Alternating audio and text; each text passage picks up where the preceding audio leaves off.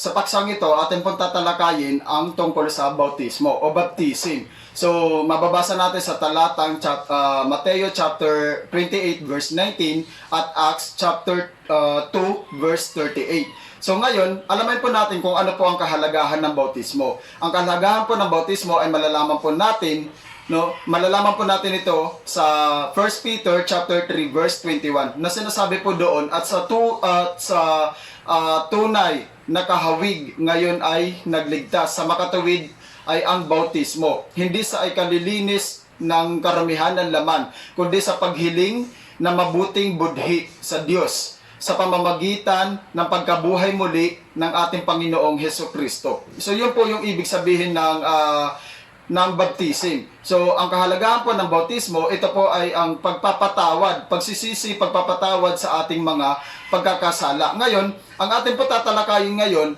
ay ang tungkol sa dalawang verses na mababasa natin sa Mateo chapter 28 verse 19 at ganoon din po sa Acts chapter 2 verse 38. So, alin po ba dapat ang ginagamit nating bautismo sa dalawang talatang ito? Ngayon po atin pong tatalakayin.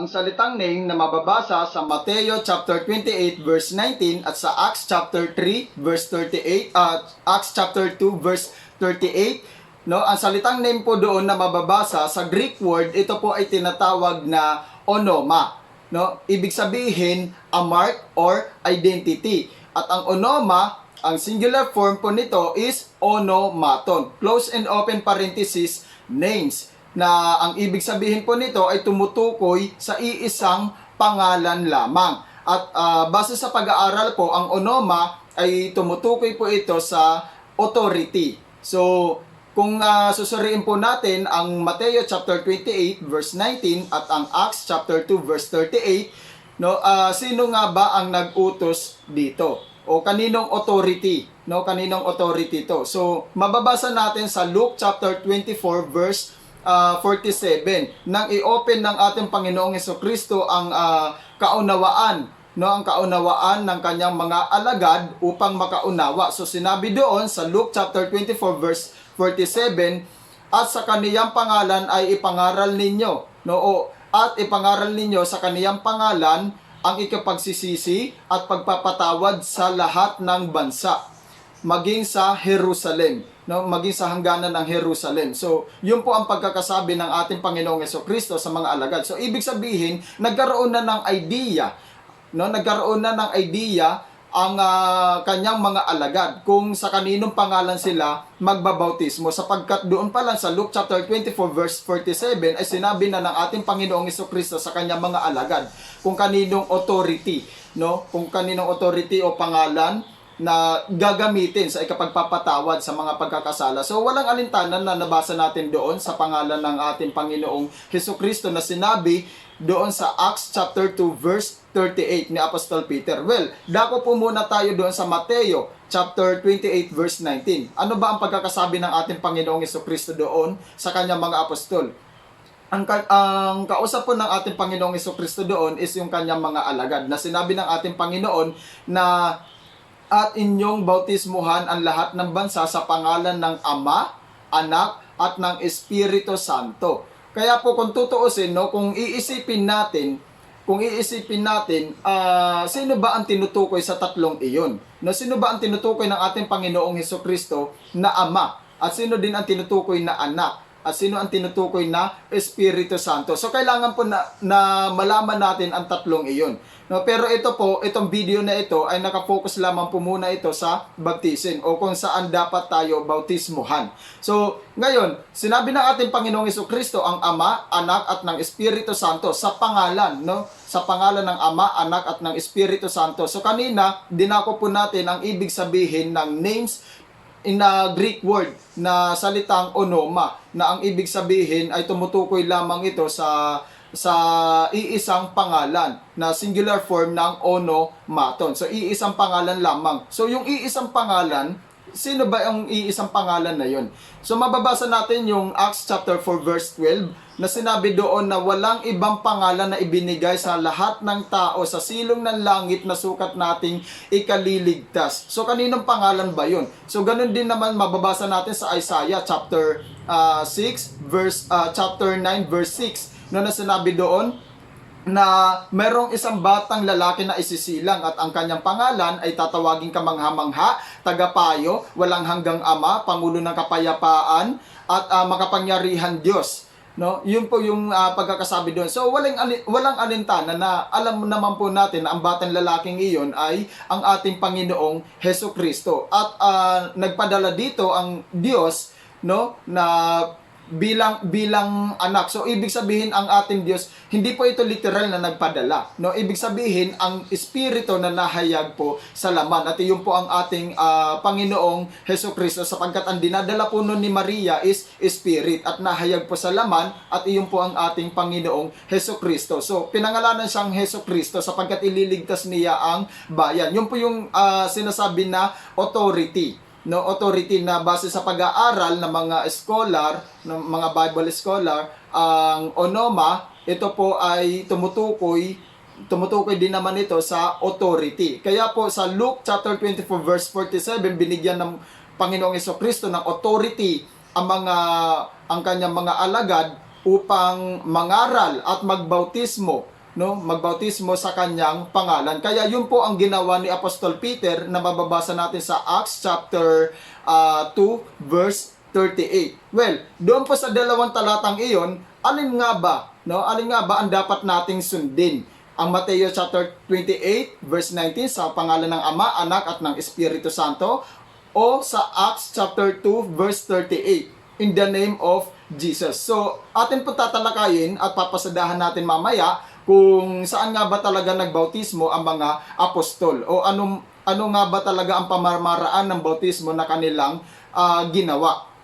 So, dako po tayo doon sa Mateo chapter 28 verse 19 na yun po ang kapahayagan, pangalan ng Ama, Anak at ng Espiritu Santo. Kung tutuusin po, kung iisipin natin, ang Ama at ang Anak, hindi po ito pangalan, kundi ito po ay titulo or title. No, ibig sabihin tumutukoy po ito sa titulo bilang pagiging ama at bilang pagiging anak. Kaya po sa Bible marami tayong mababasa doon na ang titulo ng ating Panginoong Hesukristo is anak ng tao or son of God, man of God, no, na tinatawag doon. Then ang ating Panginoong Hesukristo, tumatawag din po siya ng ama, no, pero hindi po literal yun. Pero sa ngayon focus po muna tayo sa baptism kasi baka mapunta po tayo sa pagiging one God, no, mapag-aralan natin ang pagiging isa ng ating Panginoon. So ngayon talakayin natin ang about sa baptism. Ama, anak, hindi po ito pangalan, kundi ito po ay titulo. Halimbawa sa katulad ko po ng mga kapatid, ang titulo ko bilang may asawa at may anak, ako po ay isang ama, no, sa tahanan, sa loob ng tahanan. Pero kung pupunta ako sa aking mga magulang, dahil ako ay may magulang, ang magiging titulo ko doon is hindi na ama, kundi ang titulo ko doon ay anak. No, yun po yung tinatawag na titulo or title. Hindi po yung pangalan ng ama at ang anak. Pero ito po ang Espiritu Santo, hindi rin po ito matatawag na titulo, kundi ito po ay nature o katangian na maitatawag natin. Kaya nga po, God is dual nature. No, meron siyang katangiang espiritu, meron siyang katangian bilang tao. Kaya po, sa susunod po na video, tatalakayin po natin yung about po doon. So, ngayon, sa Mateo chapter 28 verse 19, sinabi na po natin doon kung ano yung ama, anak, ito po ay titulo, at ang Espiritu Santo, ito po yung nature o yung katangian. Then sa Acts chapter 2 verse 38, sinabi doon ni Apostol Peter, no, sinabi doon ni Apostol Peter na mangagsisi kayo at magpabautismo sa pangalan ng Panginoong Hesukristo sa ikapagpapatawad ng inyong mga kasalanan at tatanggapin ninyo ang kaloob ng banal na Espiritu. So tinanggap nga ba kaya, no, ng mga nabautismo sa pangalan ng Panginoong Hesukristo? Alamin po natin yan kung talagang tinanggap po nila. So, ang Mateo chapter 28 verse 19 at ang Acts chapter 2 verse 38, ito po ay speaks of the same baptism lamang. Ibig sabihin wala pang bautismo na naganap dito, kundi sinabi pa lamang ito ng ating Panginoong Hesukristo. Gayon din sa Acts, no? Kumbaga kapahayagan po ito. Sinabi din po ito ni Apostol Pedro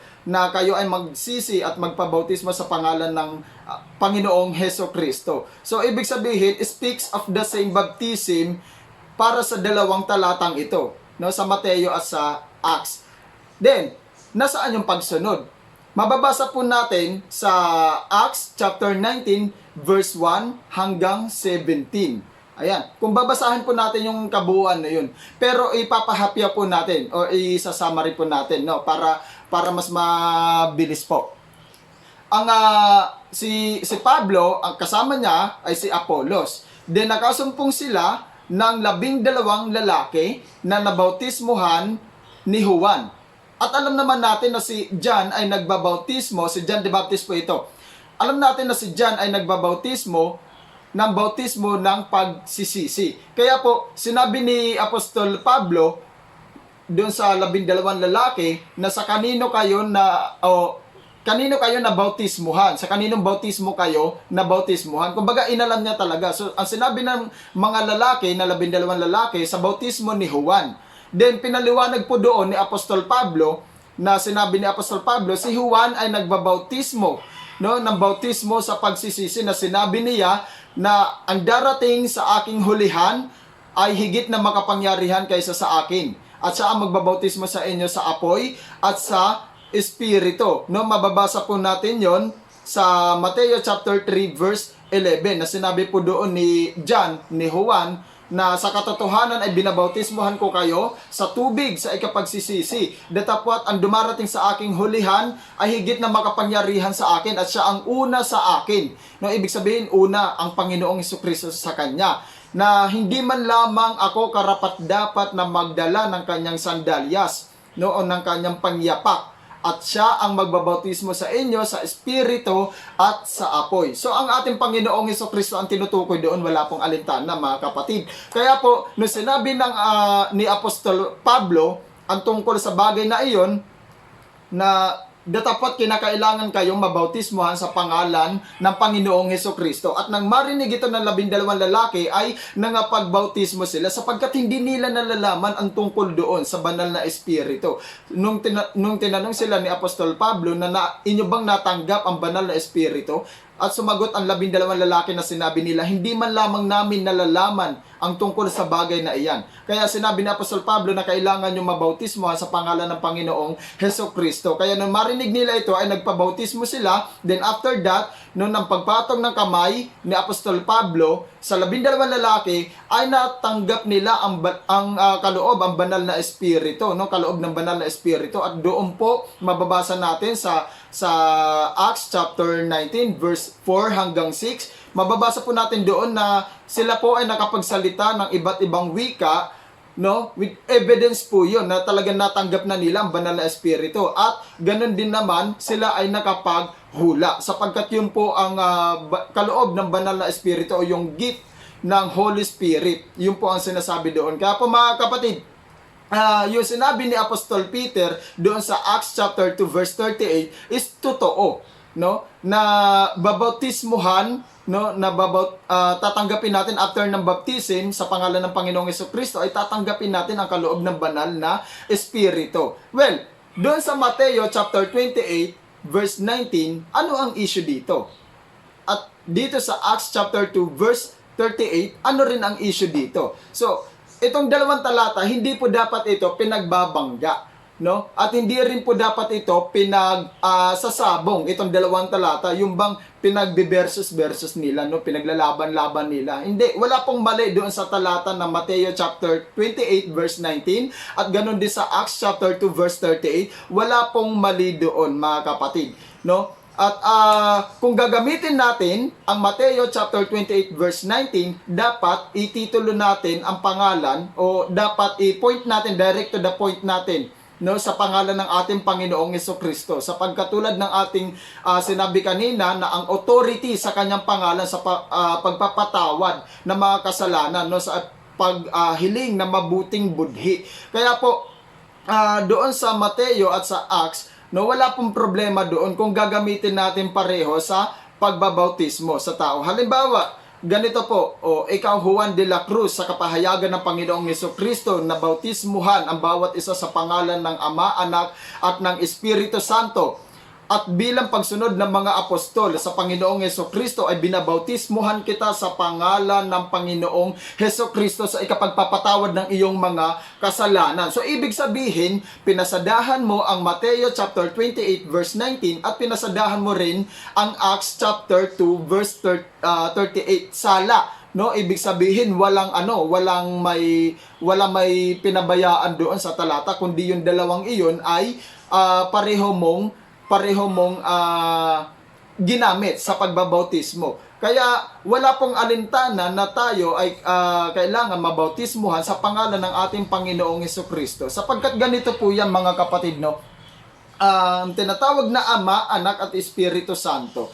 Dapat alam po natin kung saan tayo nabautismuhan eh. Kasi kung sasabihin na ako ay nabautismuhan sa pangalan ng Ama, Anak at ng Espiritu Santo, kapag tinanong ka, asan ang pangalan doon? So wala po tayong maisasagot kung tayo po ay mabautismuhan lamang sa Ama, Anak at ng Espiritu Santo. Kaninong pangalan doon? Hindi naman po natin pwedeng sabihin na obvious naman na yun sa Panginoong Jesucristo. No. Ang bautismo po, ito po ay sagrado. No, sagradong gawain po ito. Dahil ito po ay kumbaga pakikipagtipan natin sa ating Panginoong Jesucristo na siya po ay atin talagang totoong tinanggap. At alam natin na walang ibang pangalan na makapagliligtas sa silong ng langit at makapagpapatawad sa lahat ng mga kasalanan kundi ang ating Panginoong Jesucristo lamang. Kaya po kung tayo ay mabautismuhan, no, gamitin natin ang Mateo chapter 28 verse 19, wala pong problema doon. Basta ang kailangan po natin gawin bilang sa pagsunod sa katuparan, no, sa pagsaysay ng ating Panginoong Jesucristo. Doon sa Mateo chapter 28 verse 38, tayo ay sumunod at ginawa natin ang bautismo sa pangalan ng Panginoong Jesucristo. Authority, no? Luke chapter 24 verse 47. Yun po yung authority na ipinagkaloob ng ating Panginoong Jesucristo sa bawat alagad na magbabautismo, no, sa ipagpapatawad ng mga kasalanan. Kaya po hindi po kailangan na pinagbabangga ito, no, mga kapatid. Ang importante po dito, nalalaman natin kung sa kaninong pangalan nga ba tayo na bautismuhan. At totoo po na nangyari na pagkatapos po noon ay magkakaroon po ng bautismo sa Espiritu at sa apoy. Katulad po ng sinabi ni John na mababasa natin sa Mateo chapter 3 verse 11. Kaya po napakahalaga po ng baptism, no? Napakahalaga po nito sapagkat kung ang ating Panginoong Jesucristo ay nagpabautismo, banal. Take note, banal na po ang ating Panginoong Jesucristo. Wala pong bahid ng pagkakasala. Ibig sabihin, malinis, holy, no? Pero bakit siya nagpabautismo? Sapagkat nais ng ating Panginoon na iyon din naman ay ating gawin, na ang bawat isa sa atin ay magpabautismo. Mababasa natin yun sa Mateo chapter 3 verse 16 hanggang 17. Nang mabautismohan si Jesucristo ay bumukas ang kalangitan. Nakita ni John na merong espiritu na bumaba, no, na parang mistulang kalapate na bumaba sa ating Panginoong Jesucristo. At merong tinig na nagsasabi, ito ang sinisinta kong anak at lubos ko siyang kinalulugdan. So kung ang ating Panginoong Jesucristo ay banal at walang bahid ng pagkakasala, nagpabautismo, gaano pa kaya tayo na makasalanan na kailangan talaga nating magpabautismo sa pangalan ng ating Panginoong Jesucristo sa ikapagpapatawad sa ating mga kasalanan at upang tanggapin natin ang kaloob ng banal na Espiritu. Kasi po ganito po yan, no? Kapag ikaw ay nabautismuhan sa pangalan ng Ama, Anak at ng Espiritu Santo, ang tanong, wala doon ang pangalan ng ating Panginoong Jesucristo. So, papaano natin masasabi na ibinihis natin si Kristo? Kaya kung babasahin natin ang Galatians chapter 3 verse 27, no, ang lahat, sinasabi doon, ang lahat na nabautismuhan kay Kristo ay ibinihis si Kristo. Ngunit kung paano natin sasabihin na ibinihis natin si Kristo kung hindi naman tayo nabautismuhan sa pangalan ng Panginoong Jesucristo? 'Di ba? Babasahin po natin yung Galatians chapter 3 verse 27, no? Yung mga nabautismuhan kay Kristo, sila yung nagbihis kay Kristo.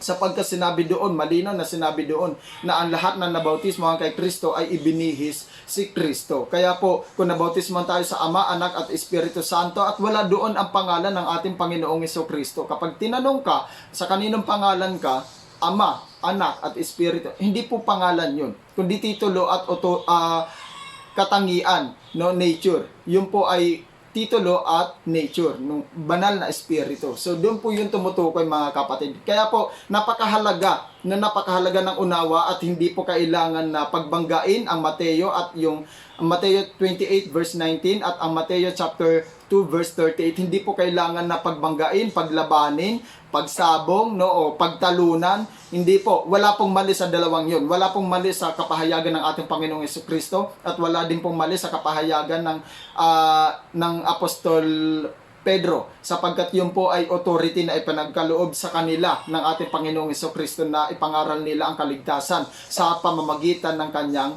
pangalan ng ating Panginoong Jesucristo. Acts chapter 4 verse 12, no, kaligtasan sa kanyang pangalan. Walang ibang pangalan sa silong ng langit na sukat nating ikaliligtas. Yun po ang ating Panginoong Jesucristo. Kaya po kailangan natin mabautismohan sa pangalan ng Panginoong Jesucristo, sapagkat wala po tayong mababasa sa Bible na ang mga apostol ay nagbautismo sa pangalan ng Ama, Anak at ng Espiritu Santo. Kahit po isa-isahin natin ang Bible, wala po talaga tayong mababasa doon. Kundi ang mababasa lamang po natin doon is nagbautismo sa pangalan ng Panginoong Jesucristo. Sapagkat yun po ang kapahayagan na binigay ng Panginoong Jesucristo sa kanyang alagad na bautismuhan sa kanyang pangalan, o ipangaral ang kanyang pangalan, ipangaral sa kanyang pangalan ang pagsisisi at ang kaligtasan, no, o ang pagpapatawad sa mga kasalanan sa lahat ng bansa hanggang sa Jerusalem, hangganan ng Jerusalem. Kaya po, marami pong salamat mga kapatid, nawa ay pagpalain po ang bawat isa, no, na nasa panahon o kasagsagan ng pandemic na ito. Sama-sama po tayong manalangin sa ating Panginoon na maging normal ang buong bansa, at gayon din po sa buong mundo, no, sa bawat bansa na dumaranas din ng kahirapan, krisis dahil sa COVID na ito. Maraming salamat po, pagpalain po kayo ng ating Panginoong Jesucristo. God bless us.